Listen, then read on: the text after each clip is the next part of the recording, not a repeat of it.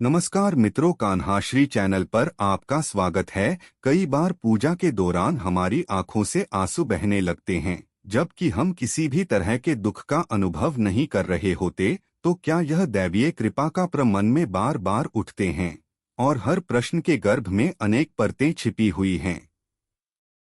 आइए इन्हीं रहस्यों में डूबकर समझने का प्रयास करते हैं कि पूजा के दौरान दिखाई देने वाले शुभ अशुभ संकेतों का मूल क्या है, और उनका हमारे जीवन व मन पर क्या प्रभाव पड़ता है। दीपक का निरंतर जलते रहना सदियों से अत्यंत शुभ माना जाता है। अग्नि को साक्षात देवता माना गया है, जो नकारात्मकता को भस्म करके वातावरण को शुद्ध करता है। जब आप पूजा के लिए दीपक जलाते हैं, तो उसका स्थिर और शांतिपूर्ण जलना इस बात का प्रतीक होता है कि आपके वातावरण में कोई ऐसी बाधा या अशांति नहीं है जो ईश्वर से आपके जुड़ाव को तोड़े। भारतीय अध्यात्म में माना जाता है कि जिस स्थान पर दीपक की लौ बिना भटके लगातार जलती रहें, वहां ईश्वरीय ऊर्जा सरलता से प्रवेश करती है। यह एक तरह से ईश्वर की कृपा का द्योतक भी है, जो संकेत देता है कि आपकी आराधना स्वीकार हो रही है। यदि मन पहले से व्याकुल हो, तो इस स्थिर ज्योति को निहारने मात्र से भी भीतर शांति का अनुभव होने लगता है। ऐसी मान्यता है कि जब दीपक लगात है, तब हमारे मन की चंचलता भी कम होने लगती है, और हम ईश्वर से गहराई से जुड़ पाते हैं। इसके विपरीत यदि दीपक टिमटिमा रहा हो या बार बार बुझने की कगार पर हो, तो यह संकेत देता है कि या तो वातावरण में कोई बाधा है, या हमारे मन में को पूजा में व्यवधान उत्पन्न कर रहे हैं। मंदिर में शंख की मधुर ध्वनि सुनाई देने का अनुभव भी बहुत शुभ माना जाता है। शंखनाद को भारतीय संस्कृति में इतना पवित्र समझा गया है कि हर बड़ी पूजा, आरती या अनुष्ठान से पहले और बाद में शंखनाद अवश्य किया जाता है। शंख की ध्वनि एक विशेष कंपन पैदा करती है, जिसके बारे में कहा जाता है कि यह नकारात्मक शक्तियों को दूर भगाती है और सकारात्मक ऊर्जा का आवाहन करती है। यह संकेत है कि आपकी भक्ति ने दिव्य शक्तियों का ध्यान आकर्षित किया है। इससे मन में एक नई उमंग और उल्लास भर जाता है, जिससे पूजा और भी गहराई से होने लगती है। यह ध्वनि हमारे मस्तिष्क और हृदय को एक खास लय में बांध देती है, जिसके कारण मानसिक एकाग्रता और शांत भाव का उदय होता है। अगरबत्ती या धूप की सुगंध फैलना पूजा के दौरान सकारात्मक ऊर्जा के प्रवाह का प्रतीक माना जाता है। जब हम कोई सुगंधित धूप, अगरबत्ती या कपूर जलाते हैं, तो उससे निकलने वाली खुशबू वातावरण को पवित्र और शांत बनाती है। भारतीय परंपरा के अनुसार देवताओं को सुगंध बहुत प्रिय है, क्योंकि वह मन और चेतना को सात्विक प्रदान करती है। यदि आप देखेंगे तो पाएंगे कि जब यह सुगंधित धुआं फैलता है, तब मन भी धीरे धीरे शांत होने लगता है और भक्ति का भाव बढ़ जाता है। हालांकि यह भी संभव है कि धूप या अगरबत्ती की तेज खुशबू से कुछ लोगों को चींक या असहजता हो सकती है, पर कुल मिलाकर यह संकेत देती है कि आप पूजा के लिए मानसिक रूप से तैयार हो रहे हैं। कई भक्तों का मानना है कि यदि पूजा के बीच अचानक बहुत मधुर व अनुपम सुगंध का अनुभव होने लगे, जो साधारण तौर पर इस्तेमाल की जा रही धूप से भी अलग हो, तो यह ईश्वर की दिव्य उपस्थिति का संकेत हो सकता है। इसे एक गहरा आध्यात्मिक अनुभव माना जाता है, जो आपकी आराधना में शक्ति और विश्वास का संचार करता है। फूलों का स्वतः मूर्ति पर गिरना भी शुभ माना जाता है। फूलों को सौंदर्य, पवित्रता और कोमलता का प्रतीक समझा जाता है। अतः भारतीय पूजा पद्धति में उनका विशेष स्थान है। जब कोई फूल जिसे आपने भगवान की प्रतिमा के समीप सजाया हो अचानक स्वतः गिर जाए और मूर्ति के चरणों या किनारे आकर टिक जाए, तो बहुत से लोग इसे भगवान द्वारा स्वीकार किया जाना कहते हैं। यह भावना है कि ईश्वर ने आपकी अर्पित भेंट को ग्रहण कर लिया। हालांकि कभी कभी यह फूल की स्थिति या गुरुत्वाकर्षण के कारण भी हो सकता है, लेकिन श्रद्धालु के लिए यह एक सुखद रोमांच और गहरी आस्था का क्षण बन जाता है। वे इस घटना को एक संकेत मानते हैं कि उनकी भक्ति ईश्वर को प्रिय लगी और उन्हें किसी खास रूप में आशीर्वाद प्राप्त हो रहा है। इस घटना से मन में एक अलौकिक सुख और समर्पण का भाव जागृत होता है, जिससे पूजा की एकाग्रता और अधिक बढ़ जाती है। मन में अचानक शांति और प्रसन्नता का अनुभव पूजा का सबसे सरल परंतु सबसे महत्वपूर्ण संकेत है। कई बार हमने देखा होगा कि जब हम भक्ति के चरम पर होते हैं तो मन का शोर स्वतः ही बंद होने लगता है और एक आंतरिक शांति का अनुभव होता है। यह शांति बाहर से आने वाली नहीं, क्योंकि भक्ति का मूल उद्देश्य ही मन को निर्मल कर आत्मसात करना है। इसी अवस्था में व्यक्ति को कभी कभी यह महसूस हो सकता है कि उसे शारीरिक और मानसिक स्तर पर हल्कापन और प्रसन्नता का बोध हो रहा है। ऐसा समझा जाता है कि यह दैवीय कृपा का प्रमाण है, जो हमारे भीतर छिपे हुए दिव्य तत्व को जगा रही है। इस क्षण में व्यक्ति भुला देता है कि बाहरी दुनिया में क्या चल रहा है और उसे सिर्फ ईश्वर है। भारतीय दर्शन में इसी दशा को अंतर्यामिता भी कहा जाता है, जहां मनुष्य अपनी चेतना को बाहरी बाधाओं से ऊपर उठा लेता है। पूजा के समय दीपक या अगरबत्ती का अचानक बुझ जाना अक्सर अशुभ माना जाता है। जब दीपक बुझता है तो कुछ लोग इसे नकारात्मक ऊर्जा के प्रवेश के रूप में देखते हैं, जबकि कुछ इसे संयोग या हवाओं के झोंके से हुई सामान्य घटना मानते हैं। फिर भी परंपरागत मान्यताओं में रखा दीपक बार बार अनायास ही बुझने लगे तो समझा जाता है कि कोई बाधा पूजा में विघ्न डाल रही है। ऐसे में मन में चिंता उत्पन्न हो सकती है कि कहीं यह भविष्य के किसी संकट का संकेत तो नहीं। इससे बचने के लिए सामान्यतः लोग सावधानी बरतते हैं कि दीपक के लिए पर्याप्त तेल या घी हो, बाती सही तरह से बंधी हो और वायु का बहाव कम हो। यदि फिर भी यह घटना होती रहे तो लोग ईश्वर का ध्यान करके प्रार्थना करते हैं। पूजा के दौरान बार बार छींक आना भी कुछ परंपराओं में अशुभ संकेत माना जाता है। खासकर यदि छींक पूजा आरंभ करते ही आ जाए तो यह समझा जाता है कि पूजा को थोड़ा रोककर जलपान कर या मुंह धोकर। यह धारणा इस विचार से उपजी है कि छींक आने से मन की एकाग्रता भंग हो जाती है और हमारा श्वासवायु का संतुलन बिगड़ सकता है। इसके समाधान स्वरूप अक्सर सलाह दी जाती है कि कुछ सेकंड रुककर मन को संयत करके फिर से पूजा में लीन होना चाहिए। प्रसाद या जल का गिर जाना भी कई लोगों के लिए एक चिंताजनक संकेत होता है। प्रसाद सीधे भगवान को अर्पित किया जाता है, अतः उसका सम्मान किया जाना आवश्यक समझा जाता है। यदि पूजा के दौरान प्रसाद चलक जाए या किसी कारणवश भूमि पर गिर जाए तो कुछ लोग इसे किसी आने वाले विघ्न का सूचक मानते हैं। भारतीय ग्रंथों में यज्ञ या अर्घ्य प्रदान करते समय बार बार अर्घ्य का बिखरना अशुभ बताया गया है। हालांकि एक व्यवहारिक नजरिए से देखें तो यह कभी कभी असावधानी, जल्दबाजी या हाथ से फिसल जाने के कारण भी हो सकता है। ऐसे में डरने की बजाय हमें सजग होकर पूजा जारी रखनी चाहिए और ईश्वर से प्रार्थना करनी चाहिए कि वे किसी भी प्रकार की अशुद्धि या गलती के लिए क्षमा करें। यह दृष्टिकोण व्यक्ति को नकारात्मक सोच में फंसने से बचाता है और उसे पुनः सकारात्मकता की ओर ले जाता है। माला का टूट जाना, विशेषकर अगर वह जप माला हो, तो इसे भी सामान्यतः अशुभ संकेत माना जाता है। माला सिर्फ गिनतियां जाप के लिए नहीं बल्कि हमारी भक्ति का एक माध्यम होती है। माला की डोर टूट जाना कई बार यह दर्शाता है कि कुछ ऐसा घटित होने वाला है जो हमारी साधना में अवरोध पैदा कर सकता है। कुछ लोग इसे भाग्य का संकेत भी मानते हैं कि किसी परिवर्तन का समय करीब है। हालांकि एक संतुलित दृष्टिकोण से देखें तो यह भी हो सकता है कि माला पुरानी हो या उसका धागा कमजोर हो गया हो। पारंपरिक रूप से माला टूट जाने पर उसे पुनः विधिपूर्वक पिरोकर या नई माला लेकर पूजा को जारी रखने की सलाह दी जाती है। साथ ही भगवान से यह प्रार्थना की जाती है कि भक्ति में कोई विघ्न न आए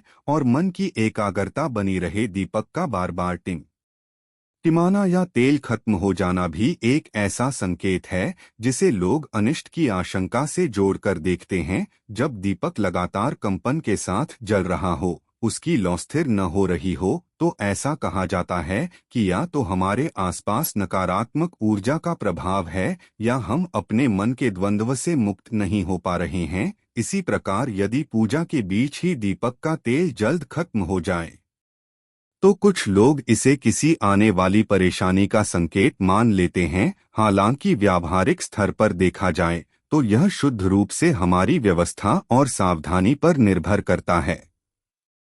फिर भी यदि ऐसा 2-3 बार लगातार हो, तब श्रद्धालु लोग ईश्वर से प्रार्थना करते हैं कि उनका मार्ग निष्कंटक रहे। यह एक तरह का अलर्ट भी हो सकता है जो कहता है कि हमें अपनी आस्था के साथ साथ व्यवहारिक तैयारी भी पूरी रखनी शामिल है। अग्निदेव की उपासना में एक चूक से होना कई बार यह दर्शाता है कि हमारी एकाग्रता में कमी आ गई है, यह हम जल्दबाजी कर रहे हैं। कुछ परंपराओं में इसे चेतावनी माना जाता है कि व्यक्ति को सावधान हो जाना चाहिए, क्योंकि यह भक्ति या जीवन के किसी क्षेत्र में त्रुटि या विपत्ति का आगाज हो सकता है। व्यावहारिक रूप से हाथ जलना सिर्फ एक दुर्घटना हो सकती है, परंतु गहन आस्था वाले लोग इसे आध्यात्मिक संदेश की तरह लेते हैं। उन्हें लगता है कि ईश्वर कह रहे हैं, ध्यान दो, सतर्क रहो, मन को भटकने मत दो। ऐसी स्थिति में प्रायः सलाह दी जाती है कि प्राथमिक उपचार करके शांत चित्त से फिर पूजा में लौटें और ईश्वर से प्रार्थना करें कि अगर अनजाने में कोई गलती हुई है तो वह क्षम्य हो। भगवान की मूर्ति या तस्वीर गिर जाना प्राचीन समय में से ही एक बड़ा अपशकुन समझा जाता रहा है। माना जाता है कि देव की प्रतिमा का अचानक गिर जाना किसी बड़ी दुर्घटना या अनहोनी का संकेत हो सकता है। कई परिवारों में यदि ऐसा हो जाए तो वे तत्काल शांति पाठ, हवन या प्रायश्चित करते हैं ताकि किसी संभावित संकट को टाला जा सके। मूर्तियां गिरने से कभी कभी वे क्षतिग्रस्त भी हो जाती हैं और फिर यह प्रश्न उठता है कि क्षतिग्रस्त मूर्ति को क्या करना चाहिए। शास्त्रीय नियमों के अनुसार टूटी हुई मूर्ति का विधि पूर्वक विसर्जन किया जाता है और नई मूर्ति की प्राण प्रतिष्ठा होती है। हालांकि आधुनिक समय में यह भी देखना चाहिए कि मूर्ति को रखने का स्थान सुरक्षित है या नहीं, कहीं वह संयोगवश तो नहीं गिर गई। लेकिन श्रद्धा से देखने वाले लोग इसे अक्सर ईश्वर का संकेत मानते हैं कि खबरदार हो जाओ, जीवन में कोई बड़ी चुनौती आने वाली है, और वे उसी अनुरूप सतर्क हो जाते हैं। पूजा करते समय उबासी आना प्रचलित मान्यताओं में अशुभ संकेतों में से एक है। बहुत से भक्तों को यह सवाल सताता है कि उबासी तो सामान्य क्रिया है, फिर इसे अशुभ क्यों माना जाए। दरअसल पूजा में हम अपने मन, तन और वाणी को एक दिशा देना चाहते हैं ताकि ईश्वर के साथ एकाकार हो सकें। उबासी आना इस बात का संकेत माना गया है कि हमारा मन और शरीर उतने सजग या तत्पर नहीं है जितने होने चाहिए। यह भी हो सकता है कि आप थके हुए हो या आपको पर्याप्त नींद न मिली हो, जिससे शरीर अनायास उबासी ले रहा हो।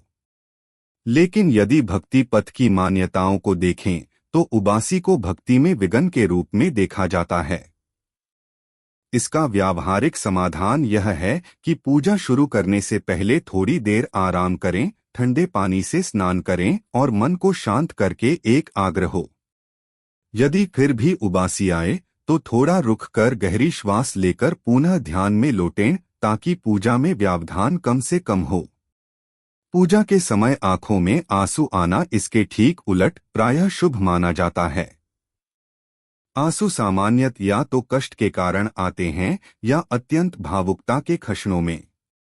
लेकिन भक्ति भाव में डूबे हुए आंसू किसी पीड़ा से नहीं बल्कि कृतज्ञता, प्रेम, समर्पण और आध्यात्मिक आनंद से बहते हैं। ऐसा महसूस होने लगता है कि आपके भीतर जो भी दुख, ग्लानि या अपराध बोध था वह आंसू के जरिए धुल रहा है। जब कोई भक्त भगवान को स्मरण करते हुए भाव विभोर हो जाता है तो उसे बाहर की दुनिया का ध्यान नहीं रहता और सहज रूप से आंसू बह निकलते हैं। आंसू बहना इस बात का परिचायक है कि मन का द्वार खुल रहा है और वहां प्रवेश पा रही है एक दिव्य चेतना, जिससे वह शांति और आनंद का अनुभव कर रहा है। शुभ संकेत वहां प्रकट होते हैं जहां यह ऊर्जा बाधा रहित होती है, जबकि अशुभ संकेत अक्सर तब देखे जाते हैं जब हमारी आस्था या ध्यान में कहीं न कहीं एकाग्रता की कमी हो, आसपास का वातावरण असंतुलित हो या हमारा मन चिंताओं से भरा हो। यह संदेश उन्हें सावधान भी करता है और प्रेरणा भी देता है। आधुनिक दृष्टि से देखें तो इन संकेतों के पीछे कई बार वैज्ञानिक तत्व भी काम करते हैं। दीपक का बुझना हवा के झोंके या तेल के कम होने से हो सकता है। छींक आना एलर्जी से, हाथ जलना असावधानी से और माला का टूटना उसके धागे की आयु के चलते हैं। लेकिन भारतीय अध्यात्म यह कहता है कि संयोग भी एक प्रकार का दैवीय संयोग हो सकता है।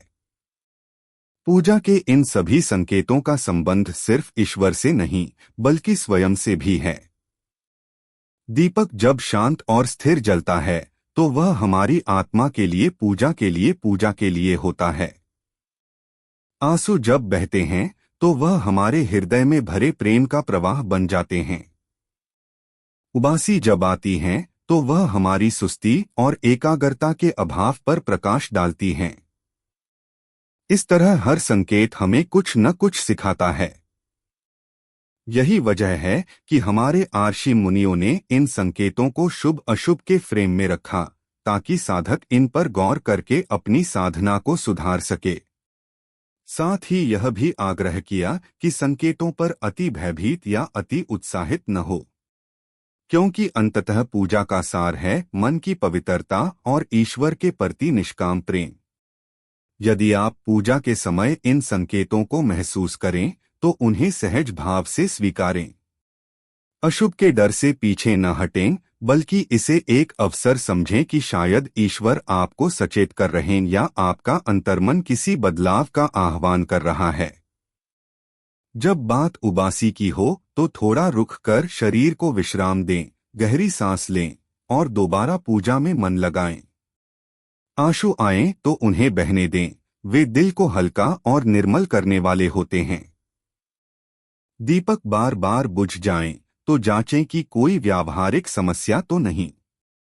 यदि सब ठीक हो और फिर भी ऐसा हो तो ईश्वर से प्रार्थना करें कि आपकी भक्ति में आने वाली बाधा को हटाएं। इस तरह हर संकेत को चेतावनी नहीं बल्कि पाठ माने तो आपके आंतरिक विकास में सहायक हो सकता है। अंततः पूजा एक ऐसा अनुभव है जहां बाहरी अनुष्ठान और भीतरी भक्ति मिलकर हमें आध्यात्मिक आनंद की ओर ले जाते हैं। शुभ संकेत हमें हौसला देते हैं कि हम सही राह पर हैं, जबकि अशुभ संकेत हमें अधिक चौकस, सावधान और सुधारवादी बनने का मौका देते हैं। यदि हम इन दोनों ही स्थितियों को संभव से स्वीकार करते हैं तो हमारी आस्था की जड़ें गहरी होती जाती हैं। यह रास्ता हमें जीवन में आने वाली कठिनाइयों का सामना करने की शक्ति भी देता है, क्योंकि हम समझने लगते हैं कि हर घटना के पीछे कोई न कोई शिक्षाप्रद रूपांतरण छिपा होता है। यही वह संतुलन है जहां पूजा का वास्तविक अर्थ खुलकर सामने आता है। हर घटना एक संदेश बन जाती है जो अंततः हमें एक ही सत्य की ओर ले जाती है। ईश्वर हमारे भीतर विद्यमान है और पूजा मात्र एक माध्यम है उस भीतर के ईश्वर को जागृत करने का। इस रहस्य से परिपूर्ण संसार में जहां हर संकेत के पीछे कोई अर्थ छिपा है, हमारी सबसे बड़ी साधना है आस्था, प्रेम और विवेक का समन्वय।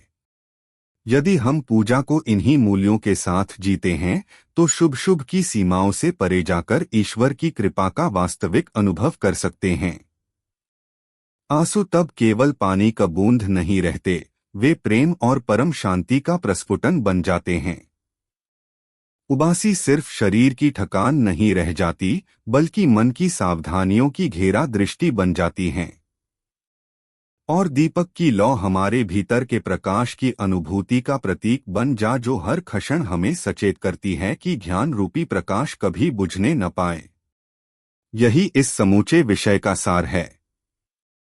शुभ संकेत हो या अशुभ, दोनों हमारे आत्मिक विकास के लिए समान रूप से आवश्यक हो सकते हैं, यदि हम उन्हें समझने और स्वीकार करने का साहस रखते हैं। तो दोस्तों, उम्मीद है आपको यह जानकारी अच्छी लगी होगी। वीडियो को लाइक जरूर करें और कमेंट में जय श्री कृष्ण अवश्य लिखें। साथ ही कान्हा श्री चैनल को सब्सक्राइब करें। आप सभी का धन्यवाद।